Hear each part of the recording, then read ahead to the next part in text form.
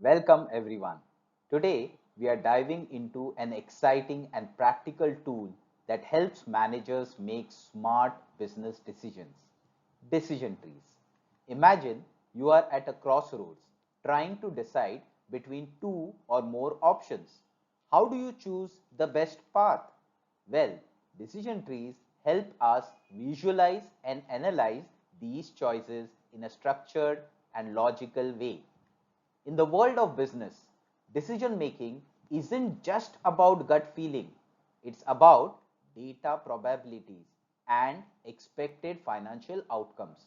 Whether a company is deciding to launch a new product, invest in a project, or choose between different marketing strategies, decision trees help simplify complex decisions by mapping out all possible options and their potential results.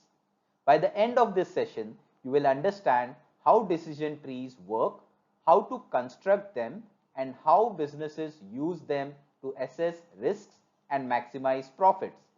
Get ready to unlock a powerful decision making technique that you can apply in both business and real life situations.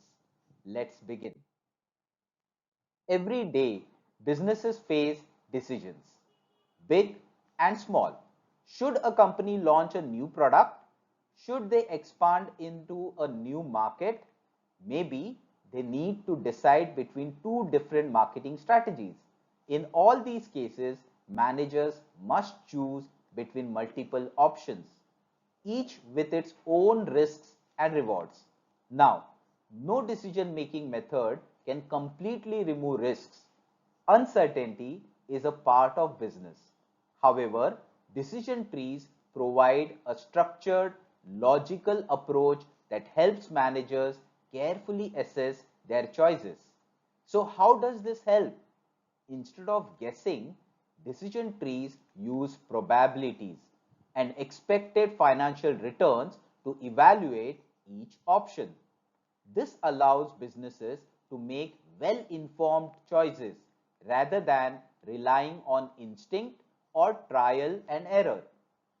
Think of it as a roadmap for decision making, helping managers weigh risks, predict outcomes, and ultimately choose the most profitable path.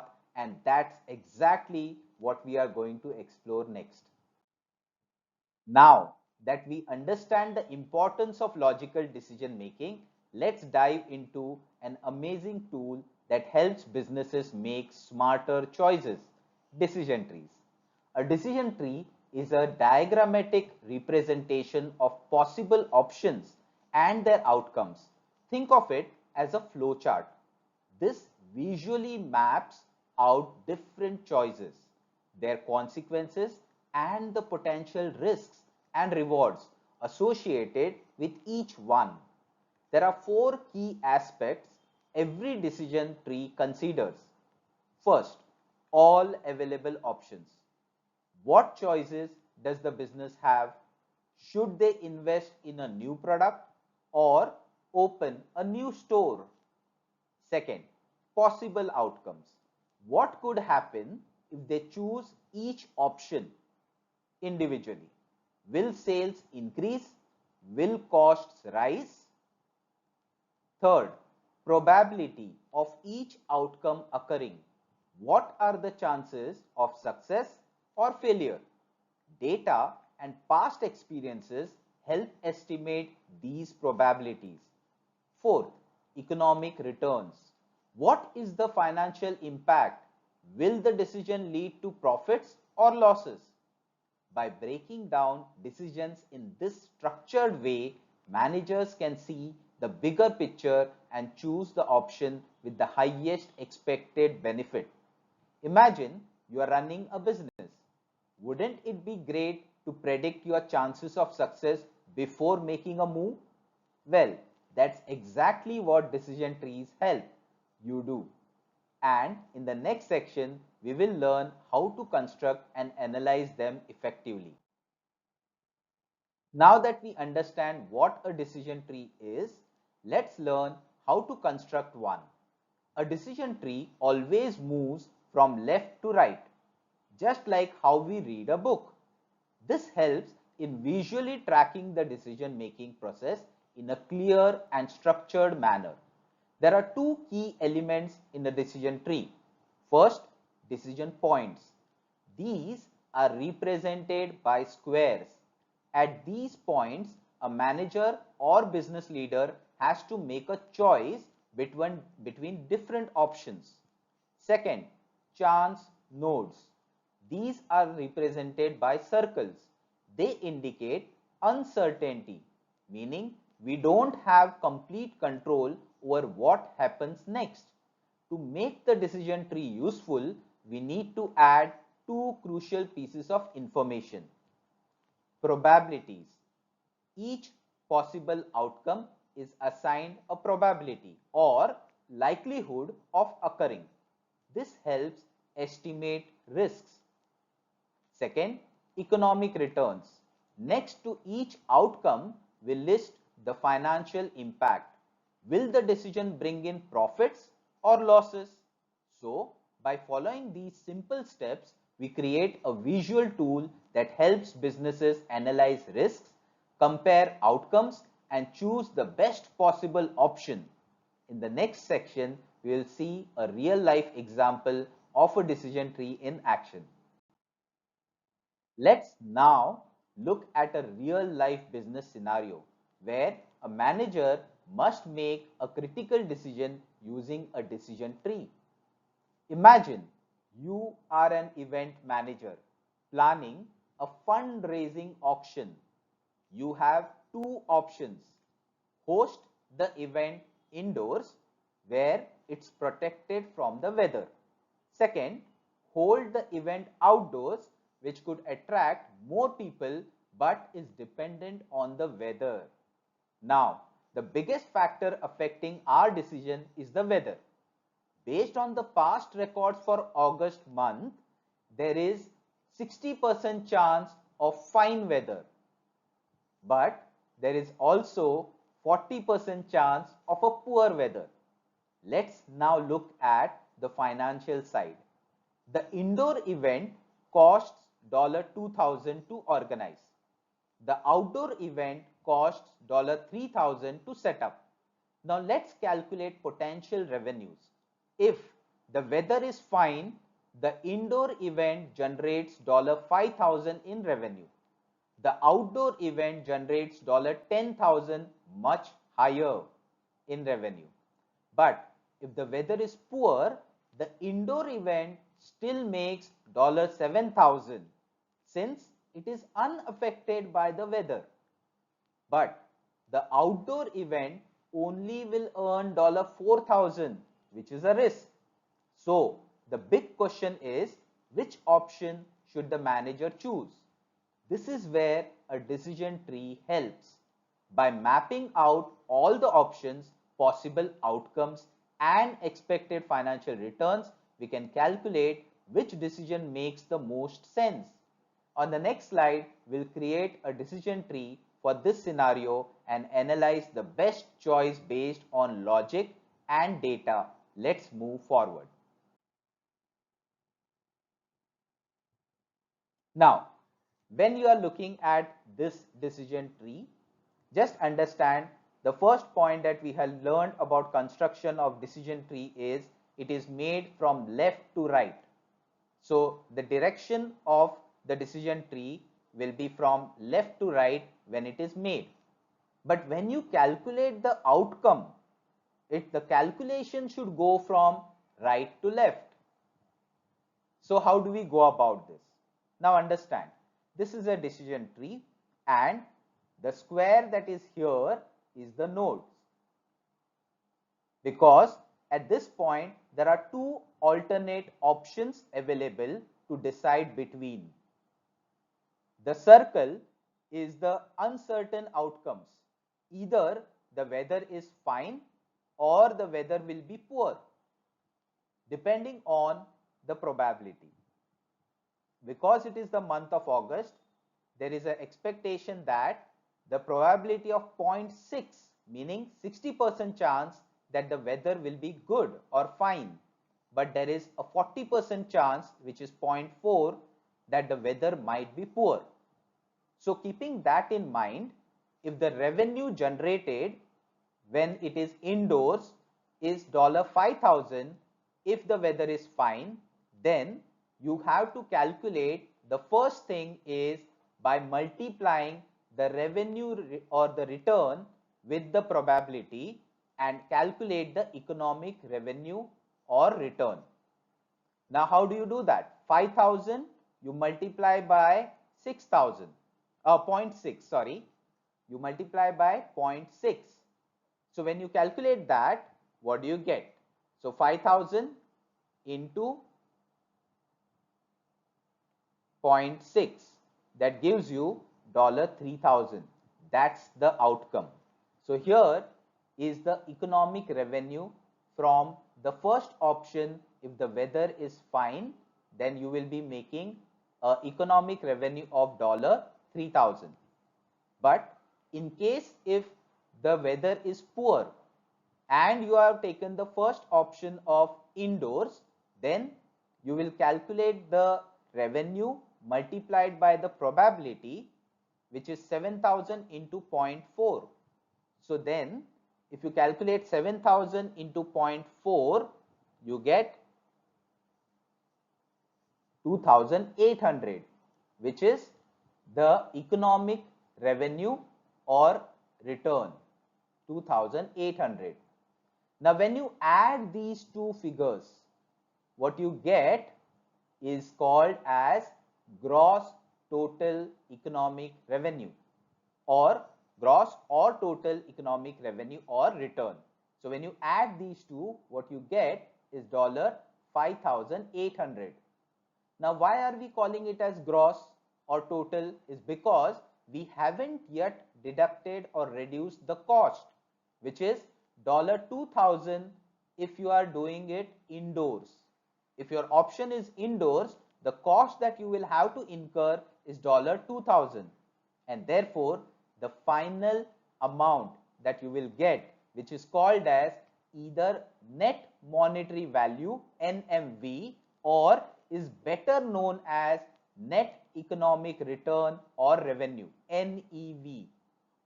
Okay, and that you calculate it as $5,800 minus 2,000, you get $3,800. So that's the final amount that you will earn with the first option. Now similarly, let's look at the second option. In the second option, if the weather is fine, the revenue that you will generate, if it is outdoors, is $10,000, which you will multiply by the probability of 0.6 to get the economic revenue, which is $6,000, which you get it as 10,000 into 0.6, right? In case if the weather is poor, which has a probability of 0.4, to find the economic revenue or economic return if the weather is poor, is for that you have to multiply with the revenue, which is 4,000 into 0.6, which is 4,000 into 0.4, which comes to $1,600. So $1,600. Now these two are the economic revenue or return, which you have to add them together to get the gross or total economic revenue, which adds up to $7,600. Now you can clearly see that the gross or total economic revenue from the second option is higher, but that's not the figure or based on which you will take the final decision. The final decision has to be based on the net monetary value or net economic return, NEV. That's the important figure based on which you will take the final decision. And how do you calculate that? You calculate that by subtracting the total or the gross economic revenue by the cost as if you opt for the second option, outdoors, the cost is going to be $3,000. So the net economic value comes to $4,600. Now you can clearly see that the second option is better than the first option, and therefore you will reject the first option. Now remember one thing, to reject an option you have to cross or put two parallel lines. This indicates a rejection. That is something which you have to make for showing the options that you are rejecting. Only one option should be without these crossed lines. In case of more than multiple options, like 3 or 4 options if you have, then all the other options which is giving you the least or lesser net economic return should be shown as rejected by drawing these two parallel lines, right? Only the one which is giving the highest net economic return, NEV, should be without the parallel two lines. Clear with this? I hope all of you understood. So finally we are going to select the outdoors because it is giving the higher net economic return or value. Clear with this? Let's move on to the next.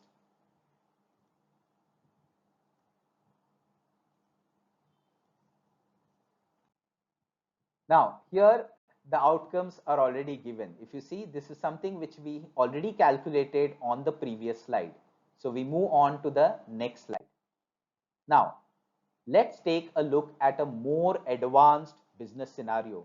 The earlier one which we solved was a simpler one for each of you to understand. Now we are going to the advanced one. Now let's take a look at a more advanced business scenario, a real estate investment decision. Imagine you are a property developer and you own a building. You have to make a strategic decision. First, sell the building now for $1 million, securing immediate returns. Second, invest in renovations to increase the building's value before selling it. If you choose to renovate, you have two further options. First, sell the building as a single house after renovation to one single buyer, or convert it into 3 separate apartments for potentially higher returns. Let's break down the costs and potential profits. Renovating the building costs 0.5 million or $500,000. If you choose the apartment conversion, it requires an additional 0.25 million or $250,000. Now, here's the key factor. Interest rates at the time of sale will impact the final selling price. Based on the past records, there is a 60% chance that interest rates will be high and a 40% chance that rates will be low.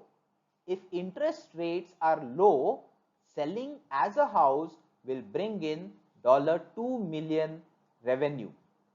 Selling as apartments will generate $2.5 million revenue, which is higher return.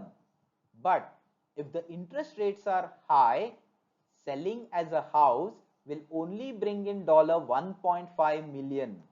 Selling as apartments will generate $2 million.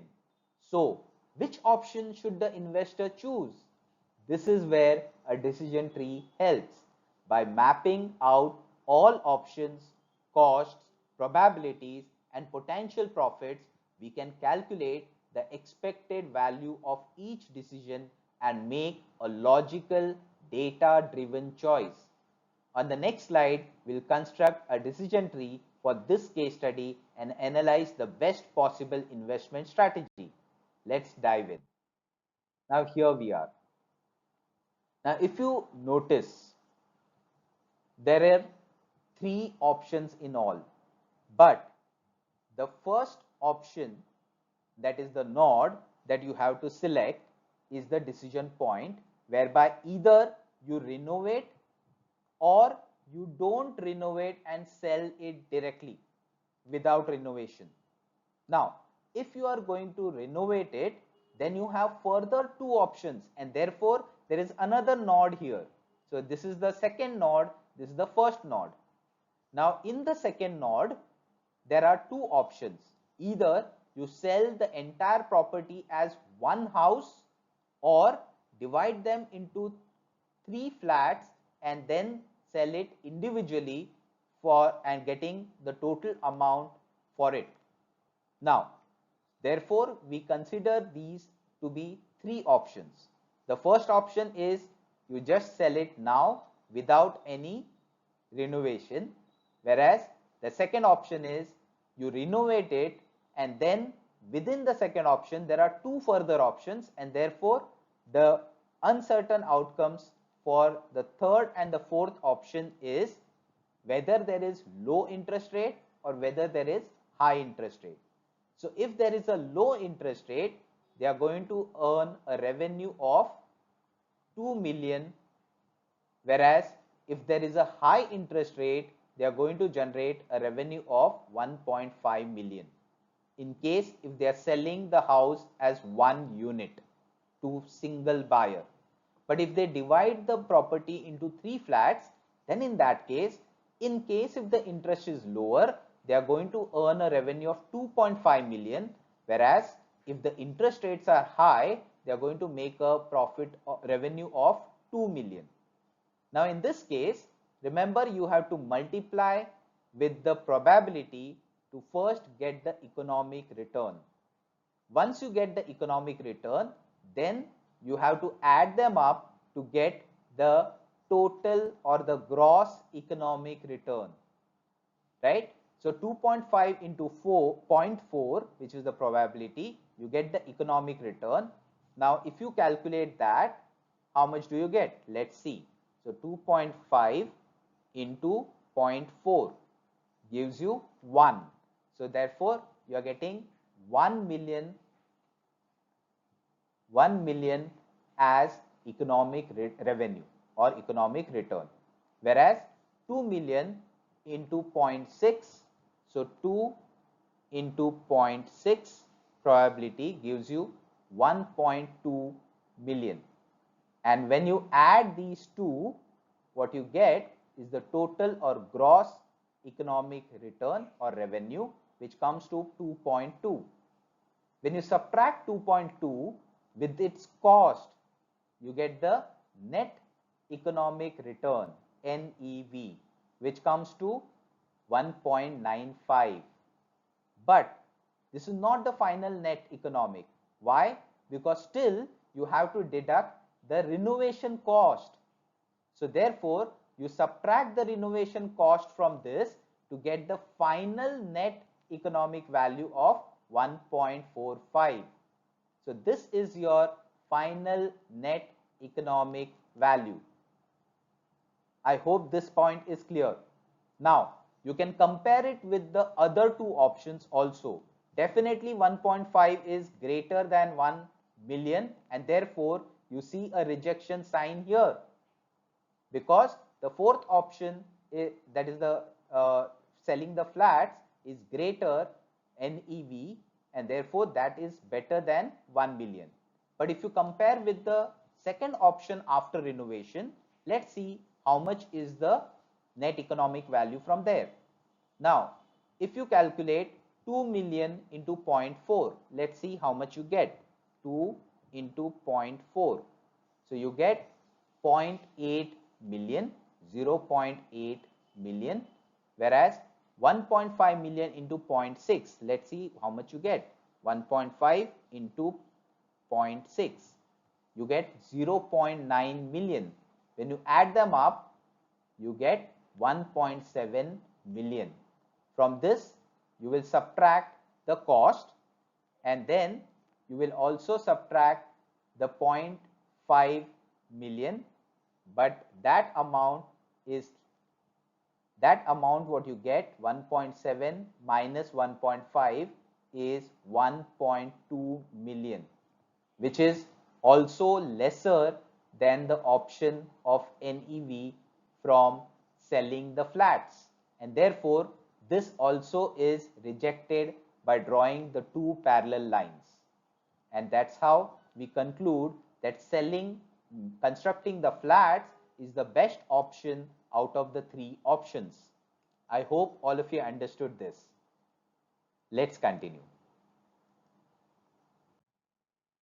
Now that we understand how decision trees work, let's evaluate their strengths and limitations. First, let's look at the advantages. First, comprehensive analysis. Decision trees force managers to consider all possible options and associated risks before making a decision. Instead of relying on gut feeling, this method ensures a structured and logical approach. Second, clarity in decision making. The visual representation of choices and outcomes makes it easier to understand complex business situations. It simplifies decision making, especially when dealing with multiple options. Third, encourages collaboration. Since decision trees involve probability estimates and financial calculations, they often lead to discussions amongst managers. This means different perspectives are considered before making the final decision. However, decision trees also have some limitations. First, data reliability. Remember, anything that is a forecast, you cannot 100% rely on it. It may be with lot of experience and calculation they might have come up to the forecast, but still the accuracy of decision trees depends on the historical data. If past records are not reliable, the probabilities and expected values might not reflect reality. Second, uncertainty. While decision trees use probability to predict outcomes, real-world conditions can change. Unexpected events like economic shifts, market trends, or natural disasters can impact results. Doesn't eliminate risk. Decision trees do not guarantee success. They simply provide a structured way to assess risks and rewards. Managers still need to use their judgment and adapt to new situations. So, while decision trees are an excellent decision-making tool, they should always be used alongside critical thinking experience and market analysis for the best results. With this, we wrap up our discussion on decision trees. I hope you now have a clear understanding of how they help businesses make data-driven decisions. If you have any questions, feel free to ask. Let's wrap up our discussion with some key takeaways from today's session on decision trees.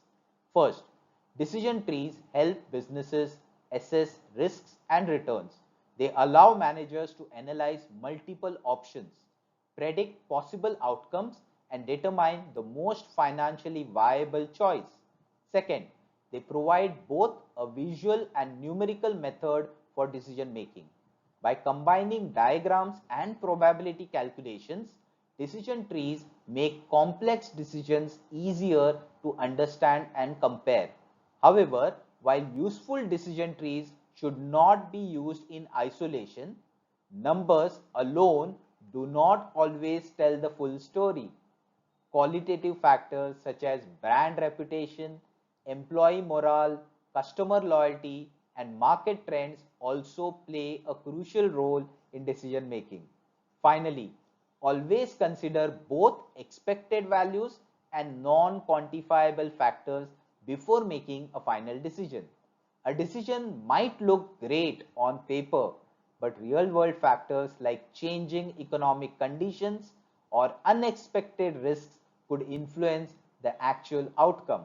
So the key lesson here is decision trees are a great tool, but they are not a crystal ball. They should be used alongside experience, intuition, and qualitative insights to make the best possible business decisions.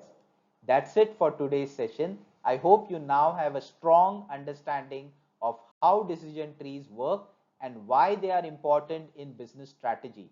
If you have any questions, feel free to ask in the comments. Before we conclude, here are the key references used for this session. The IBDP Business Management Subject Guide. This is the official guide for IB Business Management outlining the syllabus, key concepts and assessment criteria. Second, Business for Cambridge International AS and A-Level Coursebook by Peter Stimson and Alistair Ferguson. A well-structured resource that provides in-depth explanation, real-world examples and case studies to enhance our understanding of business concepts. These resources are excellent for further reading and a deeper grasp of decision trees and other key business management. And that brings us to the end of this session. I hope you found this lesson on decision trees useful for your IBDP business management studies. Remember, decision making is a crucial skill in business, and tools like decision trees help us make logical and informed choices. If you enjoyed this video, don't forget to like, share and subscribe for more insightful content. Your support helps me create more valuable lessons for you. Got any questions? Drop them in the comment section below and I'll be happy to answer them. Thank you for watching and see you in the next video.